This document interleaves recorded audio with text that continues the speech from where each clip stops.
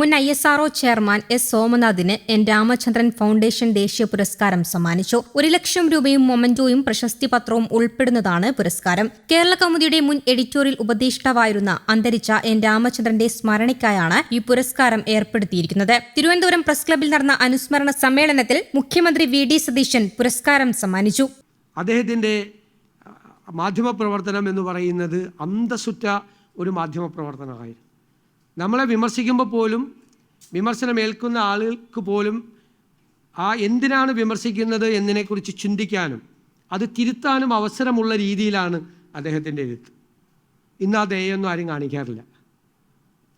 ആ ദയൊന്നും ഒരു രാഷ്ട്രീയ പ്രവർത്തകനോടോ പൊതുപ്രവർത്തകനോടോ സാമൂഹ്യ പ്രവർത്തകനോടോ മാധ്യമപ്രവർത്തകർ ആരും തന്നെ കാണിക്കാറില്ല. അതുണ്ടായിരുന്നു. കാരണം സതുദ്ദേശത്തോടു കൂടിയായിരുന്നു വിമർശിച്ചിരുന്നത്. അത് തെറ്റായ ഒരു കാര്യം ഒരു ഗവൺമെൻറ്റോ പൊതുപ്രവർത്തകരോ സാമൂഹ്യ പ്രവർത്തകരോ ചെയ്യുമ്പോൾ അത് കറക്റ്റ് ചെയ്യപ്പെടണം, അത് തിരുത്തപ്പെടണം, ശരിയായ ട്രാക്കിലേക്ക് അവരെ കൊണ്ടുവരണം എന്നുള്ളൊരു സതുദ്ദേശം അന്നത്തെ ഒരു മാധ്യമപ്രവർത്തനത്തിനുണ്ടായിരുന്നു. അത്തരം ഒരു ചിന്ത വെച്ചു പുലർത്തിയ മാധ്യമപ്രവർത്തകരുടെ മുൻനിരയിലായിരുന്നു രാമചന്ദ്രൻ സാറെന്ന് ഞാൻ വളരെ സന്തോഷത്തോടെയും അഭിമാനത്തോടു കൂടിയും പറയാൻ ആഗ്രഹിക്കുന്നു. ഫൗണ്ടേഷൻ പ്രസിഡന്റ് പ്രഭാവർമ്മ അധ്യക്ഷത വഹിച്ചു. ഉന്നത വിദ്യാഭ്യാസ council vice chairman professor Achyut Shankar S. Nair അനുസ്മരണ പ്രഭാഷണം നടത്തി. ഗവർണറുടെ secretary K. Vasuki, Kerala Kaumudi chief editor Deepu Ravi, foundation secretary P. James, മുൻമന്ത്രി ബാബു ദിവാകരൻ എന്നിവർ ചടങ്ങിൽ പങ്കെടുത്തു. ഇന്ന് എനിക്ക് മുന്നിൽ നമ്മുടെ ബഹുമാനപ്പെട്ട മുഖ്യമന്ത്രി ഒരു വാഗ്ദാനം നൽകി. അത് വളരെ സന്തോഷകരമായ കാര്യമാണ്. കേരളത്തിൻ്റെ വികസനത്തിൻ്റെ ഭാഗമാകാൻ ഉള്ള ഒരു അഡ്വൈസറി ബോർഡിൽ ക്ഷണിക്കുക എന്ന് പറയുന്നത് ഏറ്റവും ബഹുമാനപരമായ ഒരു കാര്യമായിട്ട് ഞാൻ കരുതുന്നു.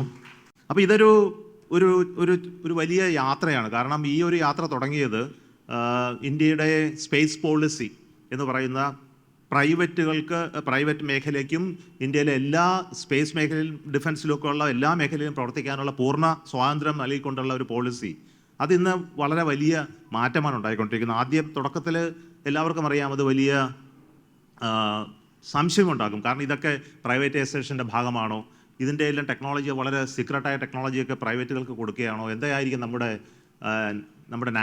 രാജ്യത്തിന് സംഭവിക്കാൻ പോകുന്നത്? ഇതെല്ലാം ഇന്ന് മാറിക്കൊണ്ടിരിക്കുകയാണ്. ഇതെങ്ങനെ നമ്മുടെ എക്കോണമിയെ, നമ്മുടെ മുഖ്യമന്ത്രി പറഞ്ഞ പോലെ തന്നെ സ്പേസ് എക്കോണമിയെ സ്വാധീനിക്കാൻ കഴിയുന്നു എന്നുള്ളത്. ഇത് പ്രത്യേകിച്ചും നോക്കുകയാണെങ്കിൽ മുഖ്യമന്ത്രി പറഞ്ഞ ഓഫർ വളരെ നല്ലതാണ് കേരളത്തെ സംബന്ധിച്ചിടത്തോളം. അപ്പോൾ തിരുവനന്തപുരത്ത് സ്പേസിൻ്റെതായ ഒരു വലിയ ഒരു എക്കോസിസ്റ്റം ഇന്നിവിടെ ഉണ്ട്. വിക്രം സാരാഭായ് സ്പേസ് സെൻറ്ററും LPSCയും Indian Institute of Space Science and ടെക്നോളജിയും ഇന്ത്യൻ ഇൻസ്റ്റിറ്റ്യൂട്ട് ഓഫ് ഇനർഷ്യൽ സിസ്റ്റമും അങ്ങനെയുള്ള ഒരുപാട് ഒരു സംവിധാനങ്ങൾ ഇവിടെയുണ്ട്. ഏകദേശം 10,000-ഓളം ആളുകൾ ഇതിനകത്ത് പ്രവർത്തിക്കുന്നുണ്ട്. ഈ ഒരു മേഖലയിൽ ഇന്ന് തിരുവനന്തപുരത്തിന് വലിയ മാറ്റങ്ങൾ ഉണ്ടാക്കാൻ കഴിയും. പ്രത്യേകിച്ചും നമ്മളൊരു എൻ്റർപ്രണോറിയൽ ഒരു ജേണി, ഒരു സ്പിരിറ്റ് ഇവിടെ ഉണ്ടാക്കാൻ കഴിയുമെങ്കിൽ